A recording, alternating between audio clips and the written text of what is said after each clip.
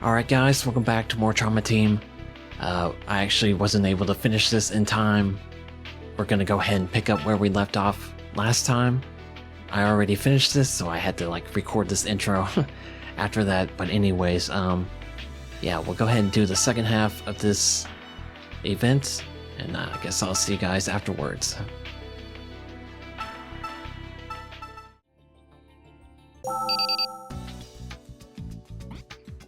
Alright, forgot to tell you, we interrogated the man in the photo that was found in the victim's room. As usual, I've transferred the voice data over to you. Please use the recorder to review the interview. Alright, this conversation is about the victim's acquaintances, right? You may have some valuable information for us, at least information regarding the victim on the day of the incident. I should keep my ears open while I listen to it.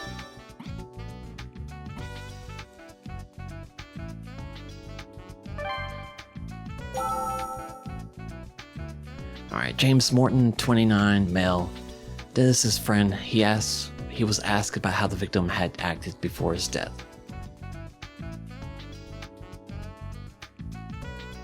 What you want, man? Why are you calling me out here? Huh? You want to talk about Dennis? You're better off asking his girlfriend. Alright, this has to do with the deceased acquaintances. I'll have to remember this. Her name's, Stella. Yeah, she's at the club down on Roulette Street. A club on Roulette Street. Her name's Stella. Yeah, she can probably tell you more about Dennis than I can. That guy, huh? No, nothing. He's a friend of mine, you know? I don't hate him. We'd been drinking together the night before he died, after all. Alright, so he's been with the victim until the morning of the incident. We'd been drinking together the night before. He did seem pretty flush recently, if you know what I mean. Alright, so Dennis had money. I wonder how he got it. He called me up out of the blue and said he'd pick up the tab that night. That wasn't really important. It was just how he normally brags. He was all proud of this red Portland Jacks t-shirt he was wearing too. A Portland Jacks t-shirt. If he was telling the truth, the victim was wearing that shirt on the day of the incident. In any case, after hearing this testimony, it seems hard to believe that the deceased would have committed suicide. That reminds me, the man said in his interview that the deceased had a girlfriend. I wonder if HQ knows who she is. This is worth asking Little Guy about.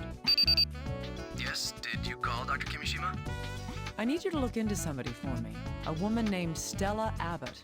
Oh, the deceased's girlfriend? Well, technically his ex. That doesn't matter. Can you find her?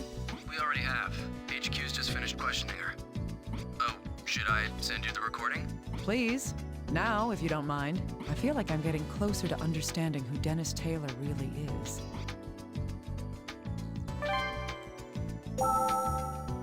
Alright, I wonder... if we should listen to more of his stuff. He did seem... He called me up out of the... That wasn't really important. He was all proud of the... The red ones are a limited edition or something. They're pretty rare. Didn't you know that? Alright, they're worth more because they're printed in limited quantities. That's one way to increase demand. Didn't you know that? Lame. His job, huh? Yeah, he worked at this crappy little bar in some back alley. I wonder how bad it would have to be for this guy to call it crappy. His job, huh? Yeah, he worked at this crappy little bar in some back alley. Then again, you probably can't really call it a bar either. How did he make his cash? Psh, who knows, man? I don't. Hey, that's why I said you should be talking to his girlfriend. Hey, you guys seriously think that he offed himself? It's just stupid. And he was one sharp SOB, always looking out for himself. I mean, he always thought that if you had no money, then you should get out and steal some. You really think... Common greed, okay. You really think someone like that would just kill himself? Well, it's got nothing to do with... Alright, so I don't know,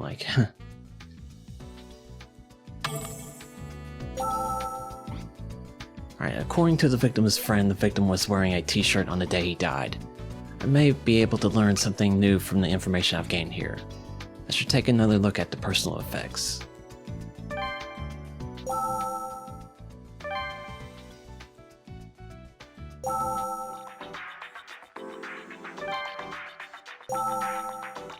Alright, Dennis' friend mentioned what he'd been wearing. And it's not what he's wearing now. That reminds me. Someone mentioned the clothing that the deceased was wearing on the day of the incident. That's odd. There's nothing that stands out about the clothing. Somebody said something about what the deceased had been wearing that day. Yeah, not this.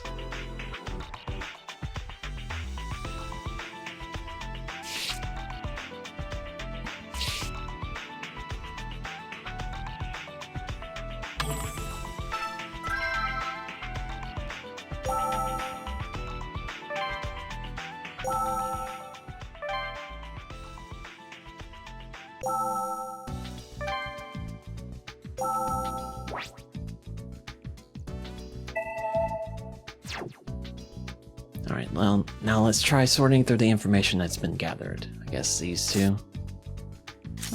This does raise some doubts.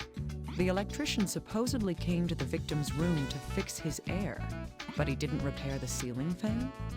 Or did the fan break after the electrician had left? In any case, I'll need to hear his account again. Yeah, I already listened to, like... Something about this shirt is bothering me.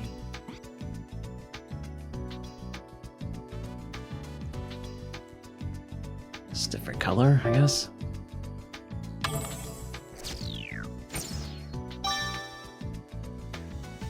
That's right. The deceased was apparently wearing a red t-shirt on the day of the incident. Did he change after he got home? Or was there some reason for changing his shirt?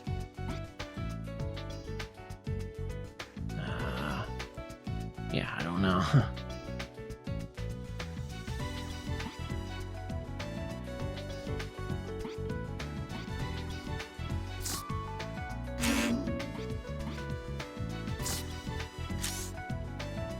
Hey, little guy, can you analyze this for me? Yes, of course. What's this? I've collected some of the remains of the fire. Can you find out what started the fire? I can't promise anything, but I'll send it to the lab. I'll contact you once the results are back. So please continue with your investigation. This is a blood stain. One moment, please. I did some quick calculations. A stain of that size would take about 800 milliliters of blood. The average adult male would have to lose at least 1,500 milliliters in order to bleed to death. This means that... He didn't bleed to death, I guess.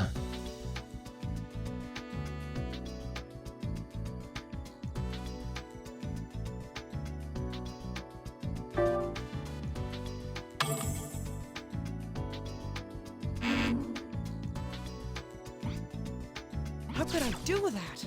Alright, whatever. Well, the amount of blood loss required varies from person to person, so this isn't quite proof. It is unusual, though. I'll have to remember it. Dr. Kimishima, did you receive the voice data?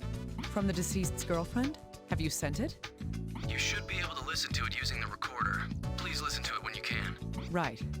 First, I want to know about the deceased's source of income.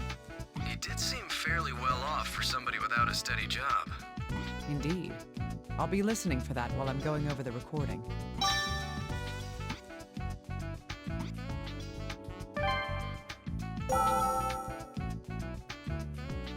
Oh, I guess we gotta listen to this again. What was fixed? Yes? Oh. He said his air was broken and it needed to be fixed. That was... Yeah, but it says he fixed like the heater or something. Yes, I fixed his heater. He fixed the heater. Something about that seems odd. It's too hot to need the heater, I guess.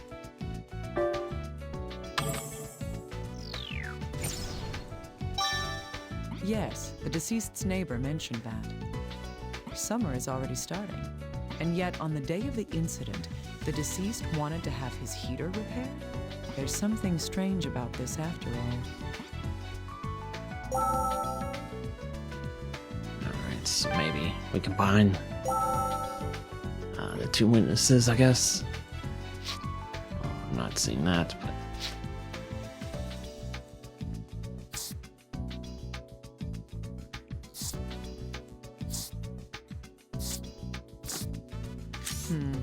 I still have doubts. My main concern about this is...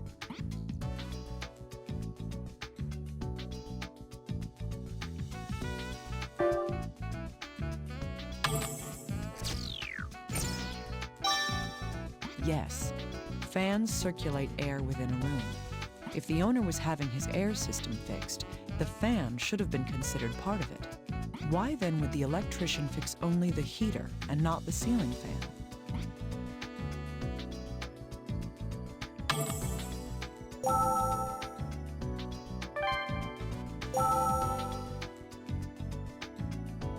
Alright, Stella Abbott, 21, female, Dennis's ex-girlfriend. She was asked about Dennis's activities while he was alive. Seriously? What do you guys want? I've got work to do, so let's get this over with. Huh? Dennis? You mean Dennis Taylor? Wow, that name brings back bad memories. We broke up years ago. So she wasn't in a relationship with him when he died. Yeah, at first I thought he was an interesting guy, pretty cool and all. But he never had a job, and he just kind of wandered through life.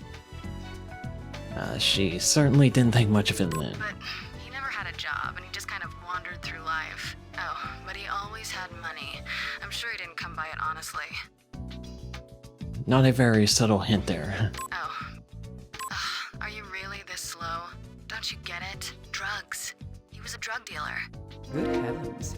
The deceased's been holding on to quite a secret. I'm going to have to change the way I approach this case.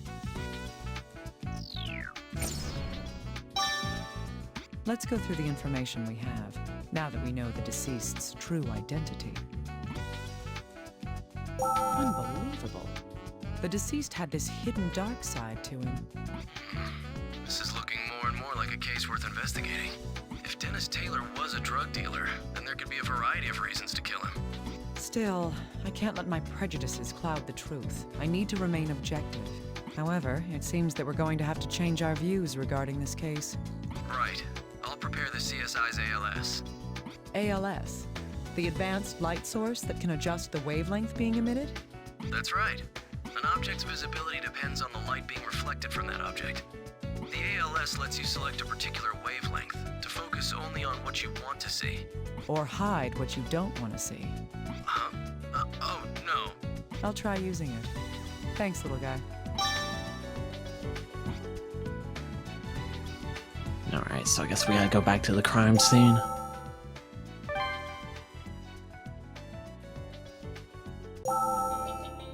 Now I need to begin investigating the scene.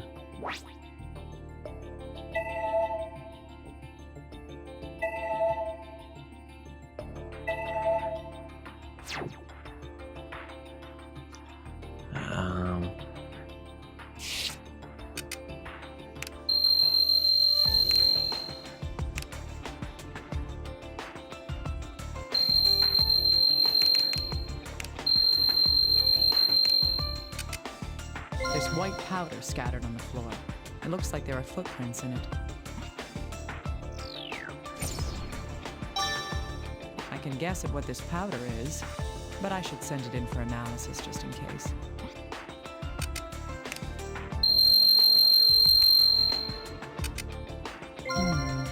This powder on the floor seems to trail behind the shelf. Bingo. There's more of that powder inside this hole in the wall. What an obvious place for a hiding spot. Mr. Taylor wasn't all that clever.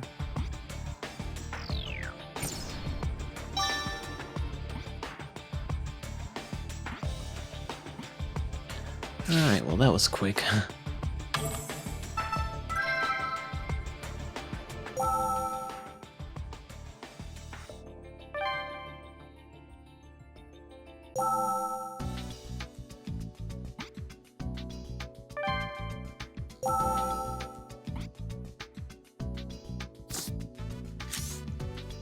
I think we have a pretty good idea of what this is. I'll have it investigated in any case. Can you please wait?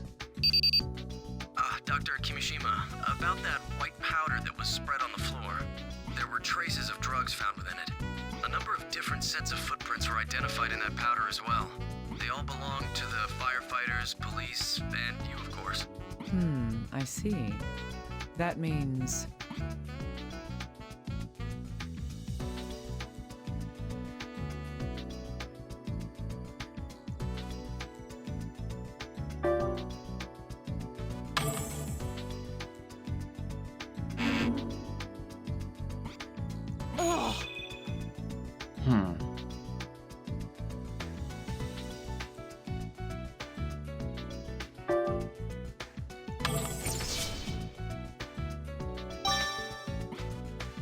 Exactly.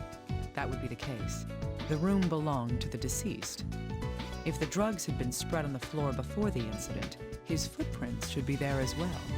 But the only footprints in the room were from people who had entered after the fire. This would mean that the drugs would have to have been spread before or soon after the fire began.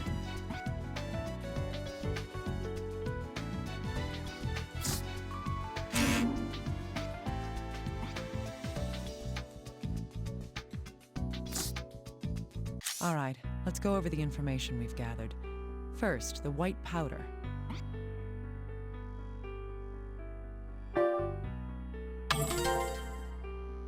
Yes, the trail of drugs led directly to the hole behind the shelf. If the same powder from the floor was inside the hole, then...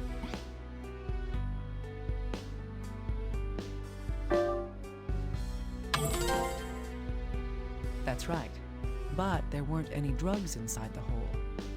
The layer of drugs had footprints from the firefighters, the police, and me left in them. All of the footprints had something in common.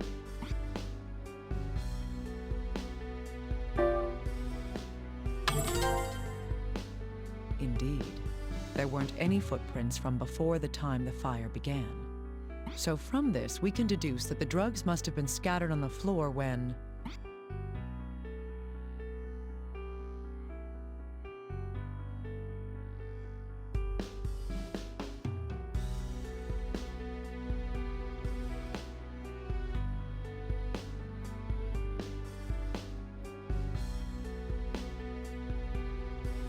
After the fire? I don't know.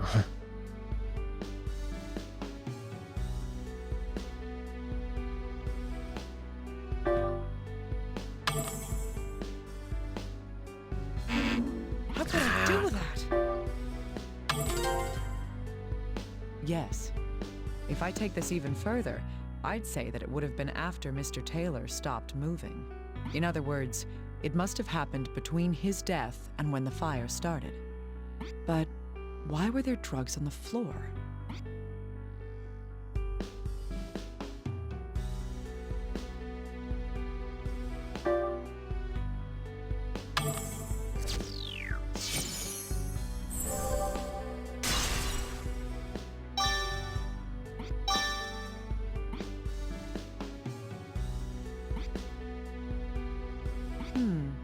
Yes, they must have spilled out when someone removed the drugs from the hole in the wall. Dennis Taylor was killed, and someone walked out with the drugs. I'm starting to get a clearer picture of what happened here, but there's no proof just yet. I need to move on to the next step. I should consult with the little guy about this.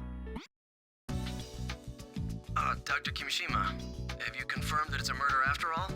I don't know how you heard about that so quickly, little guy. Have you been eavesdropping on me? Huh? What? No, Forget it. I can see right through you. Oh, right. I have a new tool for you. It's luminol. Do I need to explain it to you? A chemiluminescent material based on reducing 5-nitrothalhydrazide with sodium dithionite. It reacts to iron and hemoglobin by glowing, making it useful to find otherwise hidden bloodstains. Anything else? No. Good. I just spray this onto suspicious areas, then shine the ALS on it, right? I'm sure it will be useful. Thank you, little guy.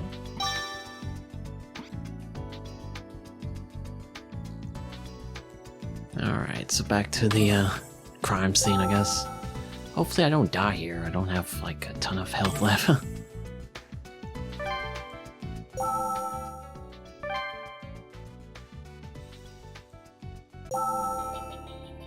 Alright, this is taking forever. I don't know if this is gonna be like one video or two.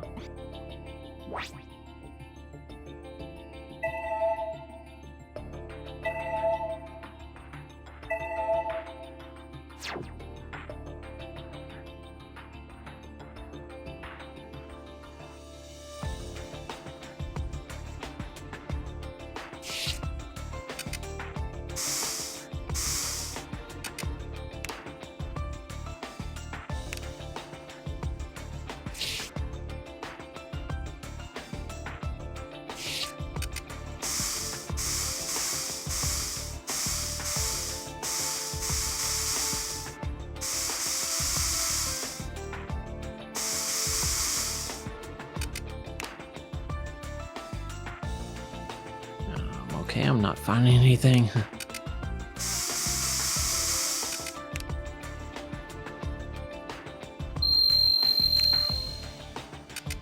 So there were bloodstains here too.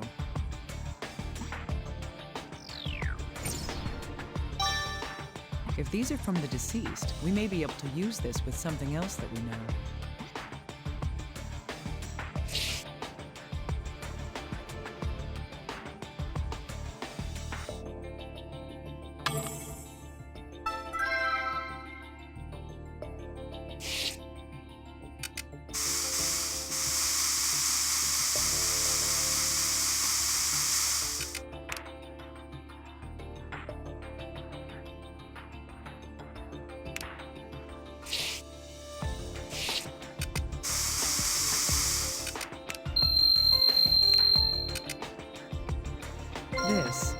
There's a rope wrapped around the shaft of the ceiling fan.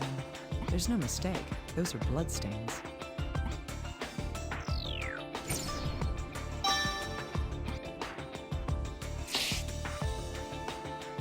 Okay.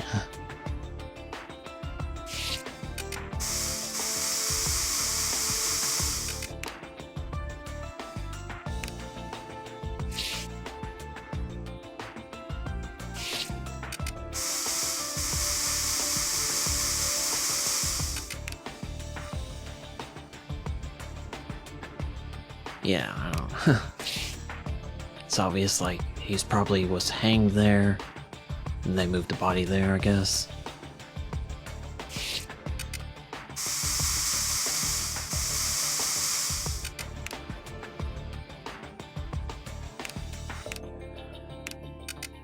Yeah, I don't know. Just spray everything, I guess. Huh.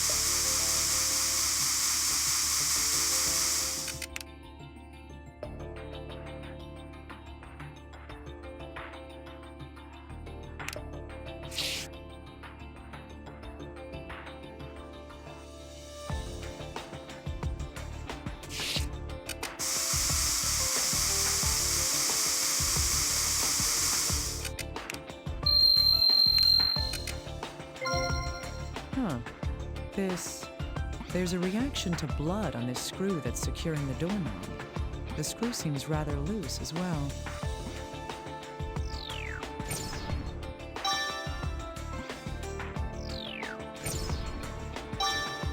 Come to think of it, the door to this room was chained shut when the fire started. Could this be related to that in some way?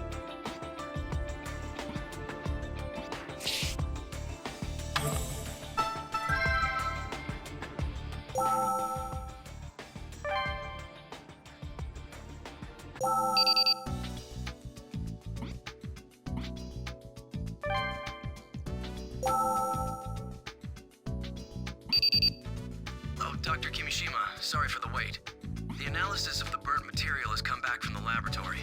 Calcium hydroxide was detected in the sample. Calcium hydroxide? You mean slaked lime? Yes, small amounts of quicklime were also detected. Quicklime is a substance that releases a great deal of heat when it reacts with water. Huh, I see. So this was...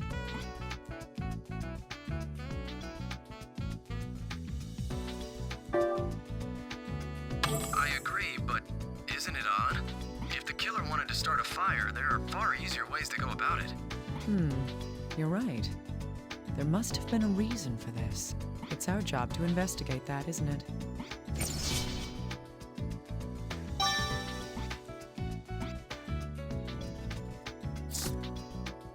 Dr. Kimishima, we've identified the blood on the screw.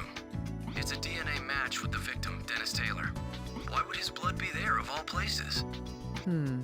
It's simple. What happened was...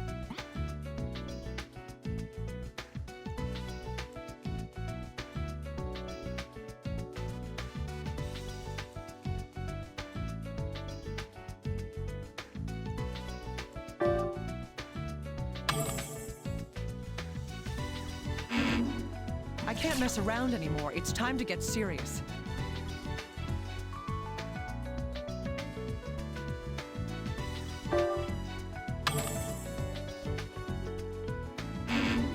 I can't mess around anymore. It's time to get serious.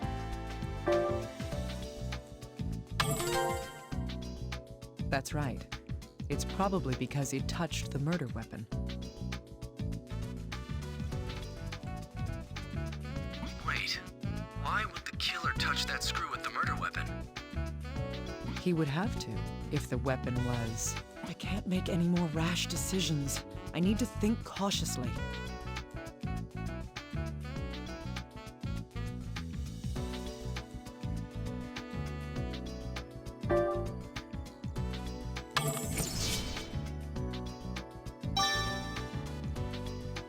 Yes, a screwdriver.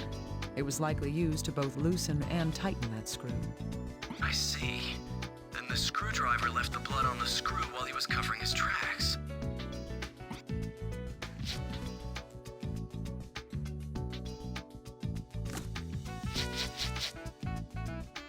Yes, these pieces of information are hiding an important fact. I didn't notice because the bleeding had stopped completely, but this isn't a bruise. It's a stab wound. This strange pattern here is likely... I can't make any more rash decisions. I need to think cautiously. I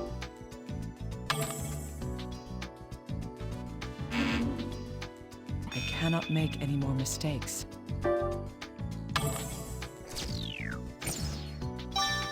Yes, that's right. It's indisputable evidence that the weapon was jammed in so deeply that the grip left a bruise.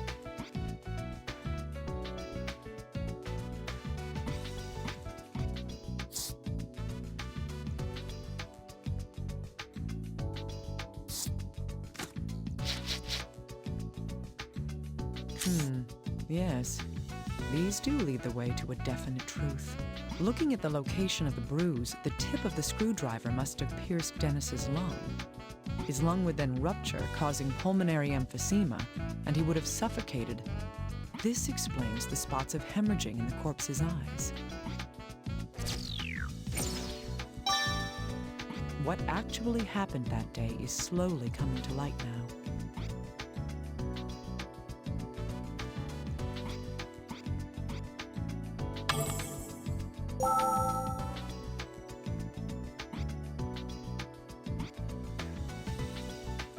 Alright, so back into this room again. Hopefully we can wrap this up pretty soon because I feel like I'm gonna fail it. I've been recording for an hour and a half. And I don't want to have to redo the whole thing.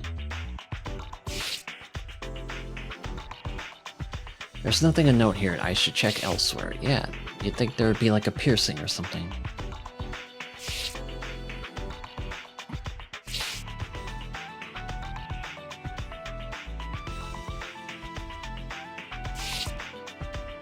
This is odd. There's something missing that should be here. If the puncture wound in the abdomen is the true cause of death, calm down and ascertain the truth, Naomi. Right. There should be blood stains and a hole where the screwdriver went through his clothing.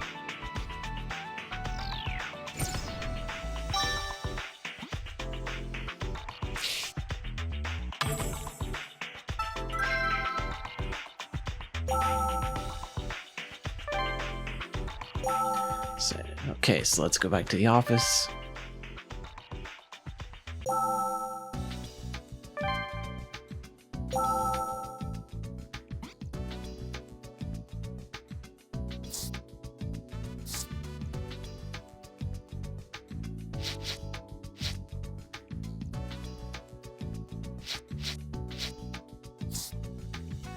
There was no damage or blood on the victim's clothing from the wound to his abdomen, so it was changed. Yes, these pieces of information can tell us something. According to Mr. Taylor's friend, on the day of the incident, Dennis had been wearing... Calm down and ascertain the truth, Naomi.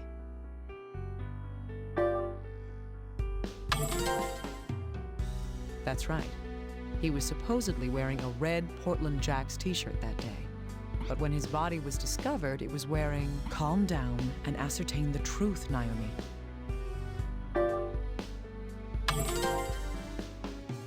Yes, his corpse was found wearing a white shirt. In other words, his clothing had changed. And yet, if that was all we know, we couldn't rule out if the deceased had changed his shirt himself. However, if he had, there would still be a discrepancy. Calm down and ascertain the truth, Naomi.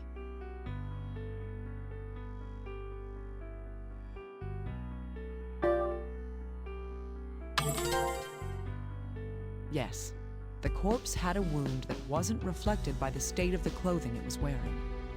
There's only one answer to this puzzle, and that is, calm down and ascertain the truth, Naomi.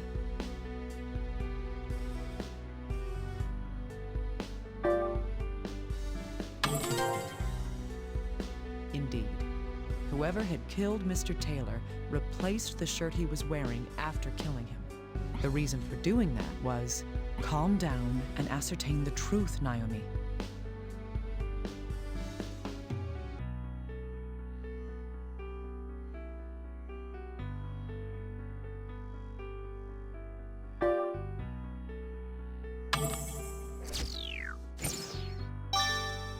Exactly.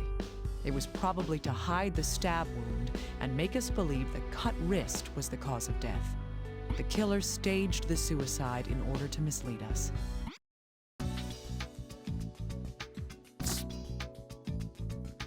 It's true then. This does have to do with the victim, but I wonder why. I get the feeling that there's something very wrong about this. Calm down and ascertain the truth, Naomi.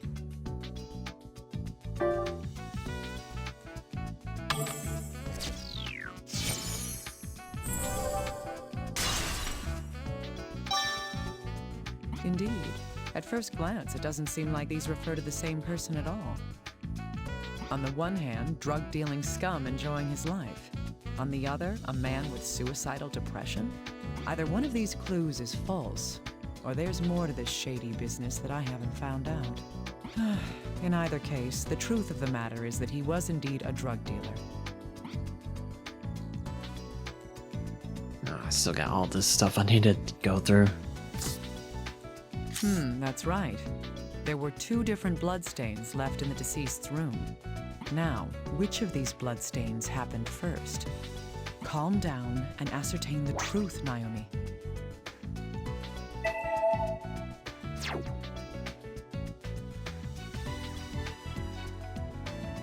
Alright, of the 2 bloodstains found in the victim's room, which was created first? Well, then probably this.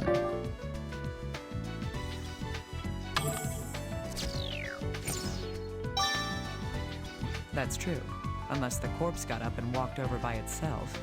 It's most likely that the deceased died where the first bloodstains were found, and then was carried to the bed afterwards. That would explain why there was such a small amount of blood on the bed itself.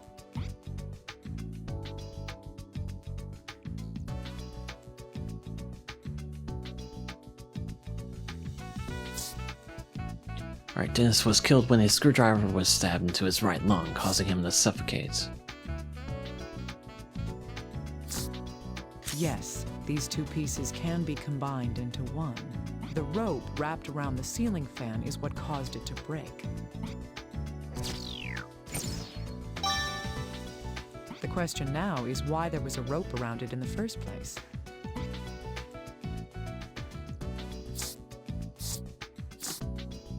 Yes. These two can tell us how the murder happened. On the day of the incident, the killer came to the victim's room and stabbed him in the torso. The murder weapon was, calm down and ascertain the truth, Naomi.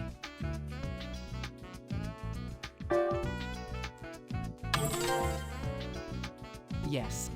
The screwdriver pierced the victim's lung, causing pulmonary emphysema. This caused respiratory problems due to lung failure.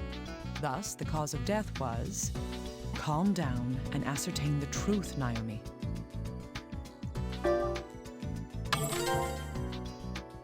After this, the killer moved the victim to the bed. This is most likely because, calm down and ascertain the truth, Naomi.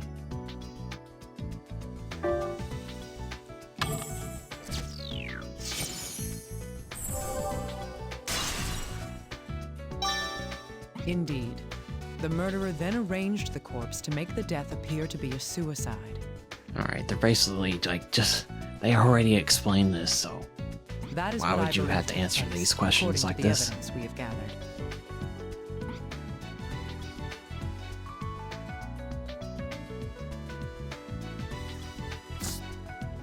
The fire began near the fallen table. Calcium hydroxide was found in the substance on the floor there.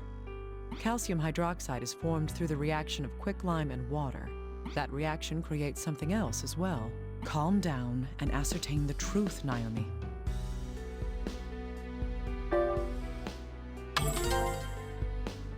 Yes. Quicklime releases 65 kilojoules of energy per mole when it reacts with water. This was the method used to start the fire in this room.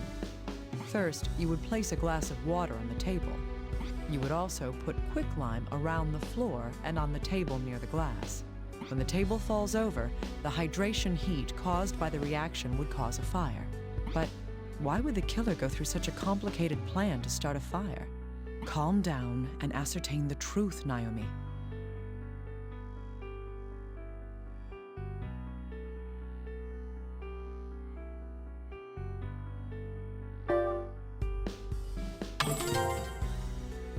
That's right.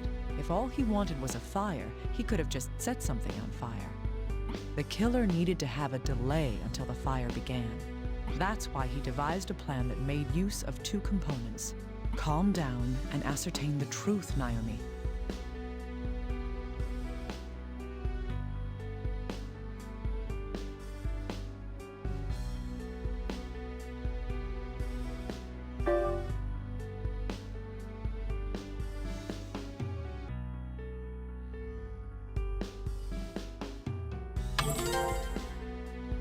Yes, this trick relied on the ceiling fan and a rope. The killer wrapped one end of the rope around the fan and tied the other to a table leg. When the fan activated according to its timer, the fan wound the rope up, flipping the table over and spilling the water onto the quicklime. However, there's still one basic question left to be asked. Why did the killer have to set the room on fire in the first place? Why go through this extravagant setup to make it happen? The reason for that is, calm down and ascertain the truth, Naomi.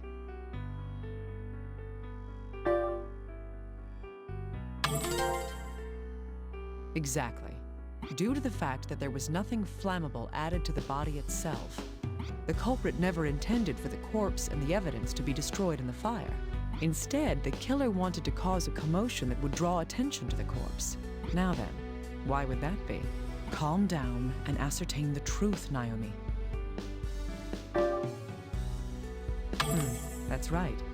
By delaying the start of the fire, the plan was to have enough time to create a viable alibi for when the fire began. It's easy. I mean, with this method of misdirection, the culprit could start a fire hours after having left the crime scene entirely.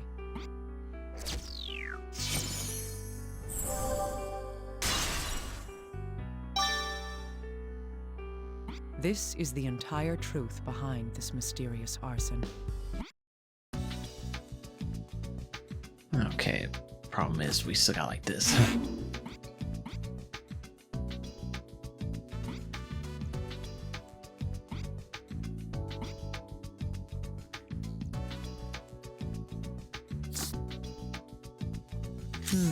I see.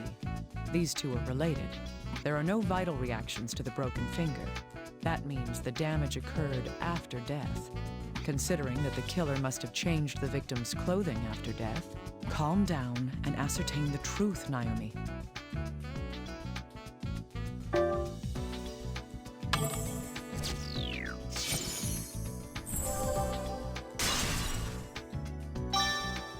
That's right. The killer broke the corpse's finger while changing the shirt on the body.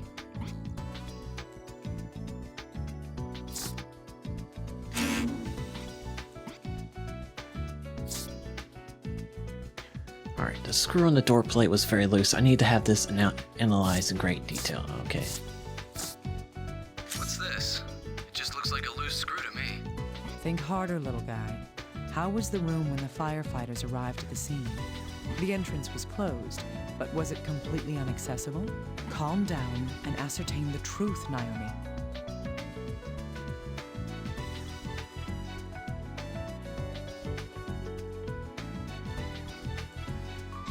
I don't remember.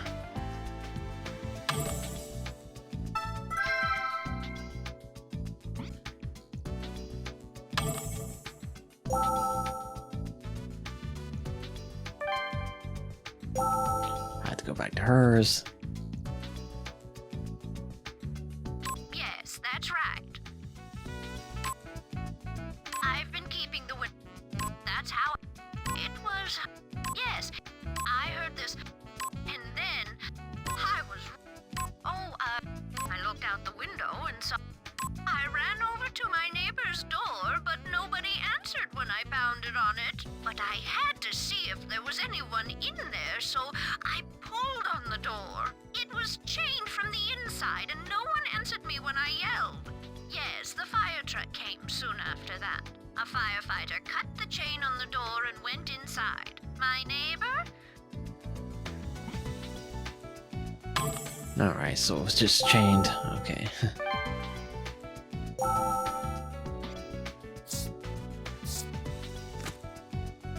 What's this? Think the entrance would calm down and ascertain the truth, Naomi.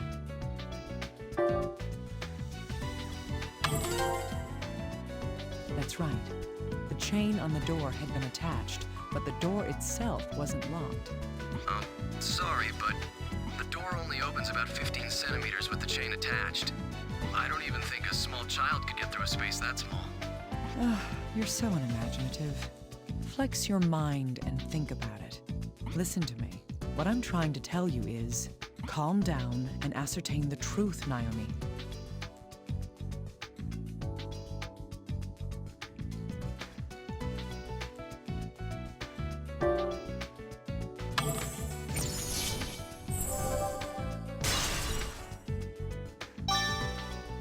This loose screw tells us everything. With the screw removed, the entire plate on the door can be swiveled around by the doorknob. The plate itself is about 20 centimeters long, so the gap increases to almost 35 centimeters. How big does somebody have to be that he couldn't fit through a space that size? Oh, I see now. That's more than enough room to get past the door. So the killer just screwed the plate back on from the outside after he left the room then. I think that's the most likely explanation. But the killer was in plain sight once he was outside the door. He wanted to finish quickly. The killer couldn't completely tighten the screw and left the area as we found it. Well, that proves that this isn't quite the locked room mystery we thought it was. Huh. Still, this doesn't help us figure out who the killer is. I need to investigate the situation in more detail. Dr. Kimishima, how's the investigation going? I've almost uncovered the deception, but the truth hasn't completely been revealed. I see. So we can't arrest the culprit yet. That's right. I need conclusive evidence that can help us identify the killer. The most reliable giveaway would be if we could find a fingerprint at the crime scene. However, only the victim's fingerprints were found when HQ searched the room. I'm not surprised, considering the lengths the killer's gone to hide his tracks. The murderer was probably wearing gloves while the crime was being committed. Huh. Isn't there anything the killer might have touched? Something that would require him to take his gloves off? It's hard to think of anything. Well, the best evidence would be on a hard, slick, inorganic substance. It doesn't matter what size it is. All we can investigate are the crime scene, the corpse, and what the corpse was wearing. Could there be anything among those items that the killer touched with a bare hand? I'll have to investigate further. Thank you, little guy.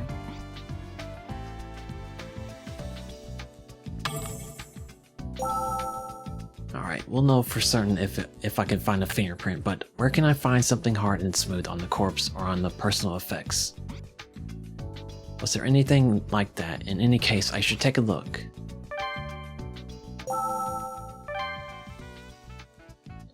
Okay, I think we pretty much know who it is, but it's just like we have to go find everything.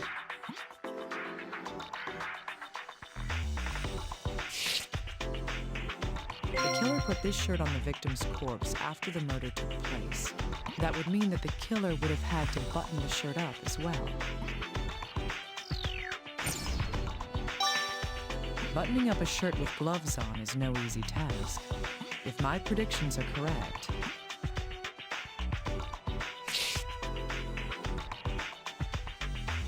Was that it?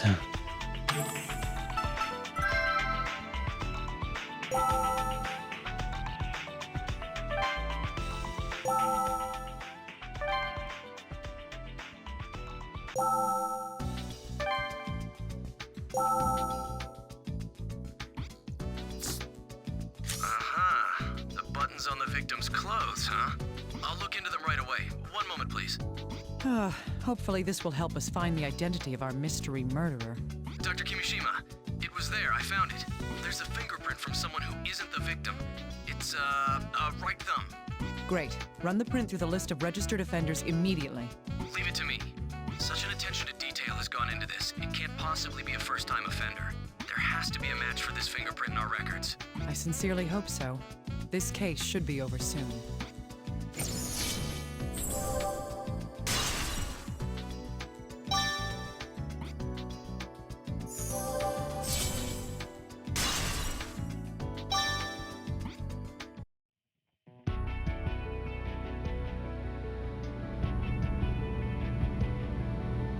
The dead shall speak.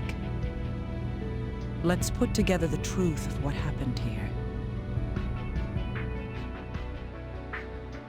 The victim in this case is 30-year-old Dennis Taylor. As there's no motive for murder, it's a suspected suicide. However, the victim had a hidden other side. This card is the one with proof of that.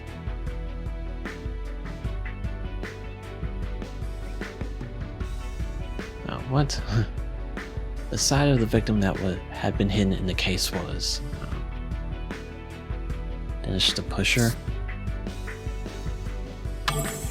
Yes. While he did work at the bar, he also dealt drugs. This case is related to the victim's drug activities. The proof of that is on this card.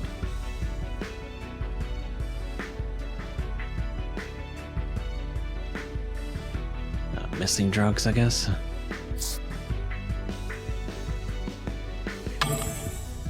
Indeed. The drugs hidden behind the shelf were missing. The killer went into Taylor's room to kill him for his drugs. The real cause of the victim's death can tell us that. I know that because of this card.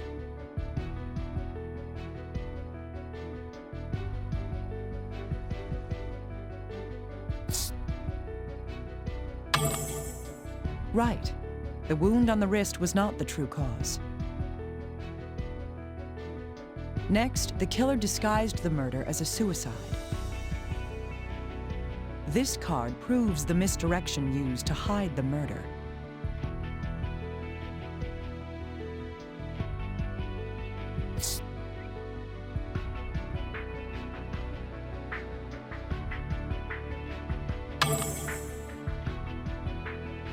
Cannot make any more mistakes.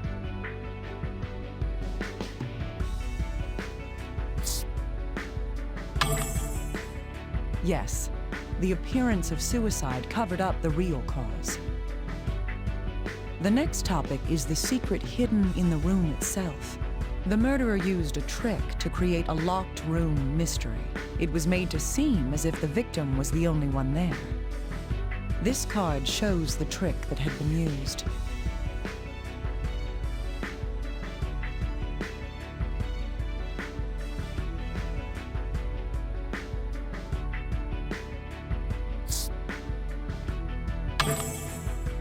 Exactly.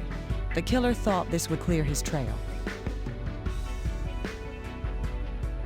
And yet, the culprit had one more way to hide from suspicion. That was to hide when the murder itself took place. This card shows how he went about that ruse.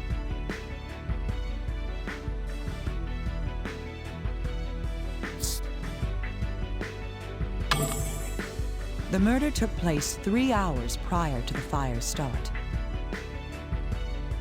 It's natural to assume that if the room was locked, then the crime and the fire would be at the same time. The plan was perfect. No fingerprints were left in the room. However, there was one thing the killer hadn't counted on. There was one task he needed to remove his gloves to do. This card is evidence of that task.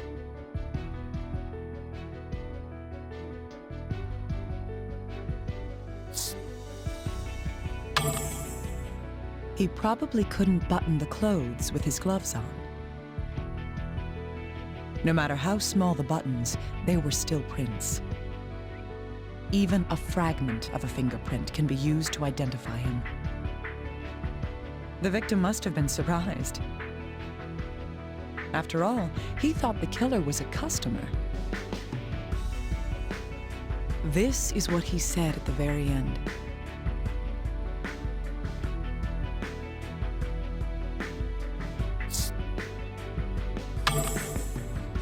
Stop!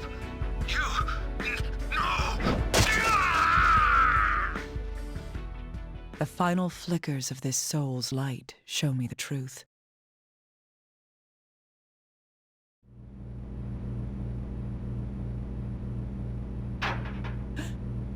Who's there?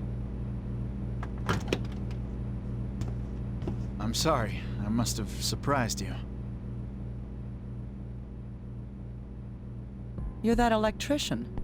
Why are you here?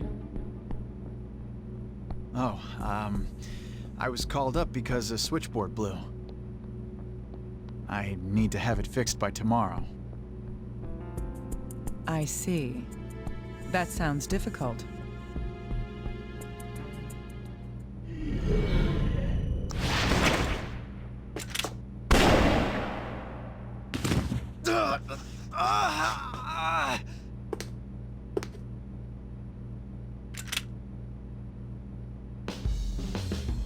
Freeze. Don't move. I see corpses all day. One more won't bother me.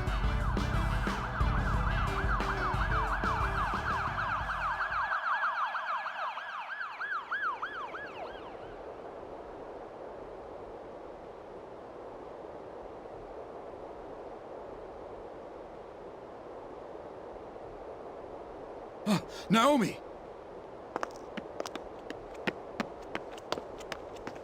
Are you hurt? I'm sorry. I should have stayed. I've solved the case. I'll give you my report tomorrow.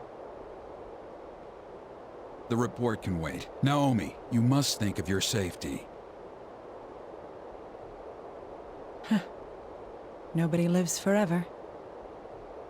Even if I died today, it'd just be earlier than I expected.